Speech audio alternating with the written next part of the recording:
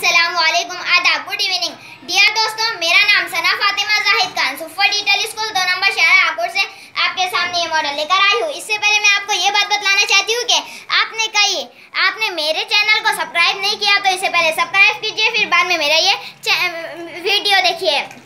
आपने कई होर्डिंग देखे होंगे, टीवी पर ऐड देखी होंगी जिस पे लिखा हुआ आता है तंबाकूनोशी गलत आदत है, पर इस पे अमल कौन करता है? लंबे अरसे तक के तंबाकूनोशी करने की वजह से धुएं के जहरीली मादे फेफड़ों में जमा होना शुरू होते हैं, जिसकी वजह से फेफड़ों के लंग्स के वर्क में कमी आने लगती है, जिसकी वजह से फेफड़ों की तरह तरह की बीमारियां होती है। सिगरेट या बीड़ी में मौजूद तंबाकूनोशी के जर्रात की चिपचिपी तय हवा की थैलियों की अंदरूनी सतह पर जमने लगती है, जिसकी वजह से जिस्म को ऑक्सीजन कम मिकदार में मिलती है।